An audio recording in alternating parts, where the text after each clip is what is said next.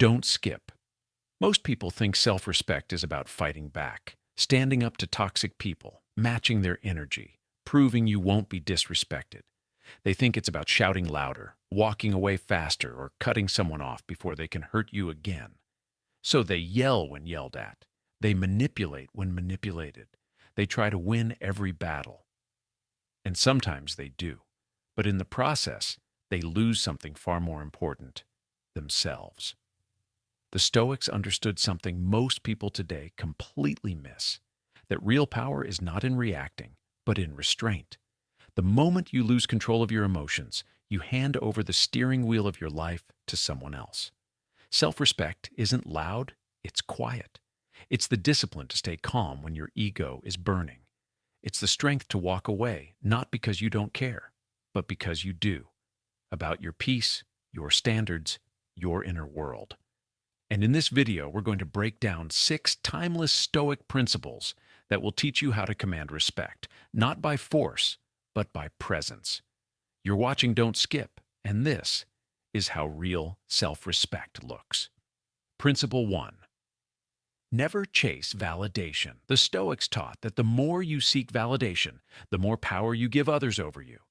Every time you crave approval, you become a slave to opinions. You start performing instead of living, pleasing instead of being. Epictetus once said, "If you want to improve, be content to be thought foolish and stupid." Why? Because when you stop caring how others see you, you become unshakable. Most people today are addicted to being seen. Every story, every post, every reaction becomes a hit of validation. But the Stoic doesn't chase attention. He earns respect by being so focused on his purpose that others can't ignore his presence. True self-respect means your value is not up for public vote. You don't need applause to know your worth. You don't need agreement to know you're right.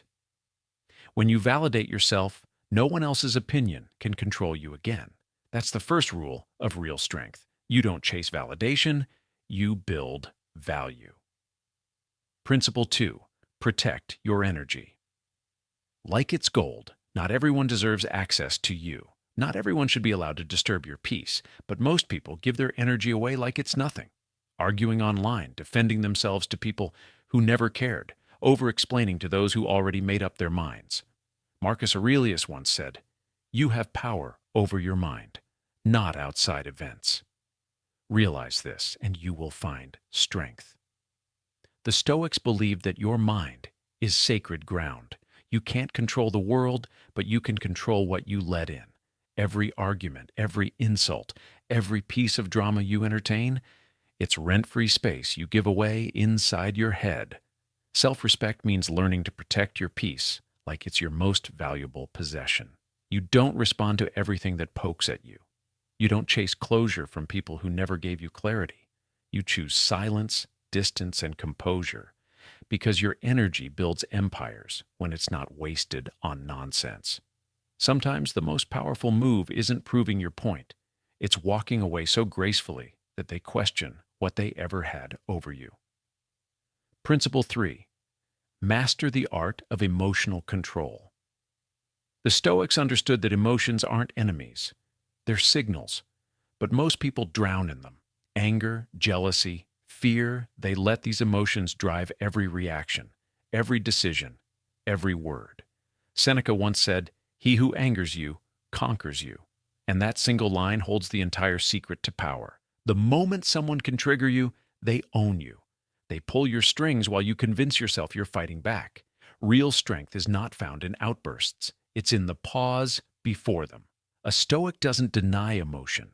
He observes it. He lets it rise, lets it burn, but never lets it decide. That's how you win battles without saying a word, by refusing to let chaos dictate your peace. When you master your emotions, you become untouchable. The insults lose their sting. The games lose their control. And you start realizing that power isn't about control over others. It's about control over yourself. That's emotional freedom. That's real dominance. Principle 4. Don't react. Respond.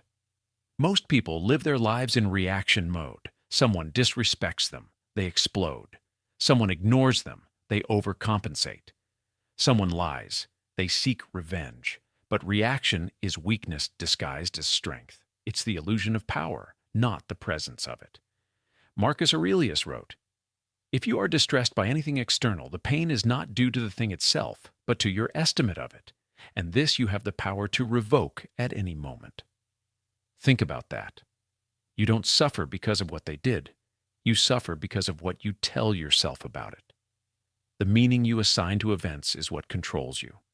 The Stoics believed that real mastery begins when you stop letting emotions dictate your actions. You pause, you breathe, you choose to respond with clarity, not impulse. That's not weakness, that's self-command. And it's the difference between someone who's easily manipulated and someone who's unshakably grounded. When you stop reacting, people lose control over you. And when you start responding with wisdom, you start controlling the game itself. Principle 5. Build boundaries. Without guilt, self-respect requires boundaries. But boundaries make weak people uncomfortable. The moment you start saying no, they call you selfish. The moment you walk away, they call you cold. But that's only because your growth threatens their comfort. Epictetus said, "It is impossible for a man to learn what he thinks he already knows." And that's what boundaries do. They teach people how to treat you.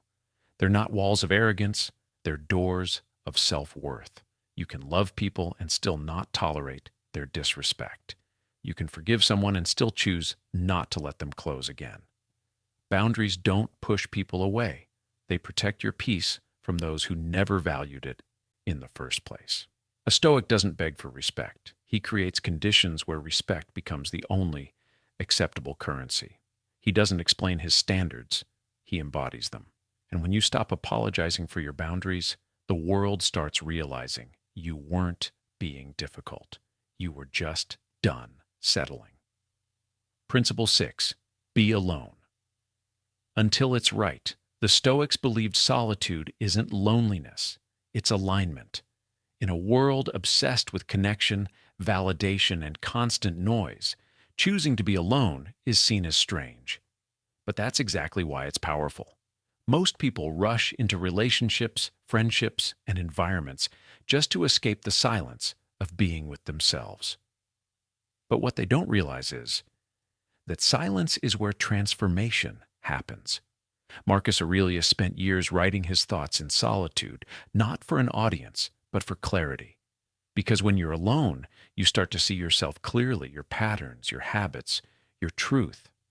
And once you know who you are without the noise, you stop accepting connections that require you to shrink. Being alone teaches you to value your own company, to realize that peace isn't found in others. It's created within. You become whole. You become selective.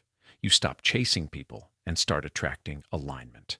That's the moment when solitude turns into strength, when being alone no longer feels like a void, but a fortress.